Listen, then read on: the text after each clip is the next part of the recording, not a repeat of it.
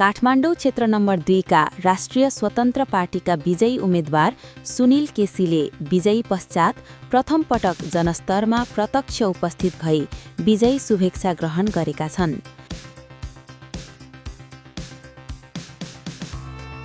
आज बिहान काठमाडौँ क्षेत्र 2 को 32 वडाको सरस्वती मावि मतदान स्थल समेत रहेको कोटेश्वर महादेव स्थान प्राङ्गणमा उपस्थित भई स्थानीयहरूको हातबाट फूल, माला, टीका र दही सगुन ग्रहण गरी आफ्नो विजयी पश्चातको राजनैतिक यात्रा सुरु गरेका छन्।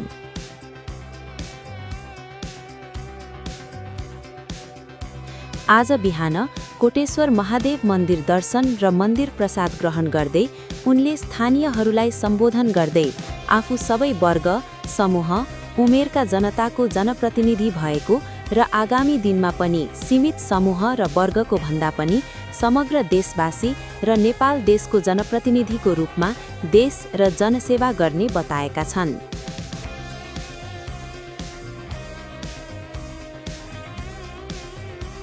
आफ्नो जित सबै काठमाडौँ निर्वाचन क्षेत्र नम्बर 2 का जनताको भएको र यो जित सबै पार्टी संगठन र काठमाडौँ क्षेत्र 2 मा बसोबास गर्ने नागरिकहरूमा समर्पित गर्न चाहेको बताएका छन्। आगामी दिनमा पनि प्रदेश सांसद हुँदा झैं जसरी जनताको सहपाठी बनी सेवा गरे त्यही कार्यलाई निरन्तरता दिँदै अब केन्द्रमा जनताको आवाज पुर्याउने बताएका छन्।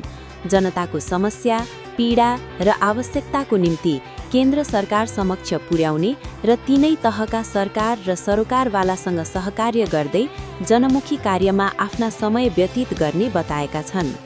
नेपालीको टिभीका निम्ति काठमाडौँ क्षेत्र नम्बर 2 बाट कार्यक्रम निर्माता राजु देउजाको रिपोर्ट। सर्वप्रथम यो आज देवभूमि, पवित्र भूमि कोटेश्वरको महाकान मन्दिरको प्राङ्गणमा बसेर मेरा आदरणीय अग्रज, अभिभावक, दिदी, दाजु, भाइ, आमा, बुवा सबैमा म सेवक सुनिल केसीको नमस्कार।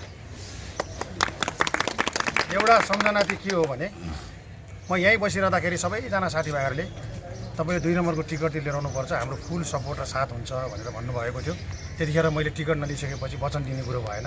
म झुटको सहारा लिएर कहिले पनि हिँड्ने मानिस होइन। सर्वप्रथम सबैभन्दा पहिला यहाँबाट सुरुवात गरिएको थियो त्यो पनि, र आज पहिला पनि कोटेश्वरको यो महाथानबाट मैले प्रसङ्ग जोड्न खोजेको थियो त्यो हो। मैले आज यो आशीर्वाद माया पनि आज कोटेश्वरको पवित्र भूमि, त्यसपछि कोटेश्वर महाथान मन्दिरमा गुरुको हातबाट टीका ग्रहण गरेर हजुरहरूको आशीर्वाद लिएर आज यहाँबाट अगाडि बढ्दैछु।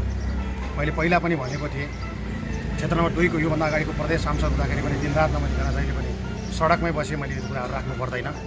म हजुरहरूसँग निरन्तर जहिले पनि हरेक समस्यामा म सेवक सुनिल केसी जहिले पनि उपस्थित हुनेछु। यो र त्यो होइन, म समग्रमा अब सबैको जनप्रतिनिधि हो।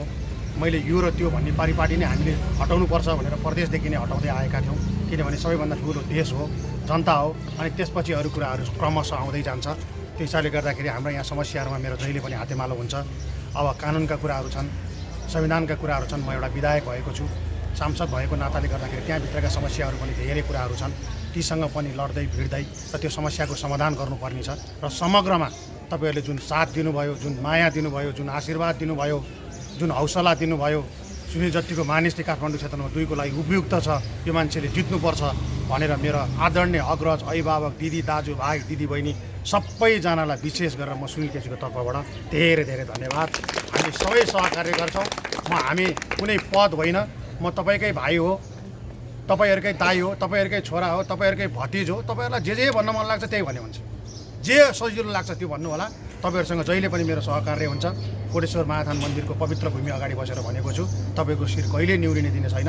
जहिले पनि उच्च राख्दै यो ठाउँको विकासको लागि, चाहे कामको लागि जहिले पनि मेरो सहकार्य हुन्छ भन्दै मेरो 2 शब्द यति हो। म धेरै बोल्दिनँ, अब बोलेर होइन गरेर देखाउनुपर्छ। सबैको जय होस्, देशको जय होस्, हामी नेपालीको जय होस्। धेरै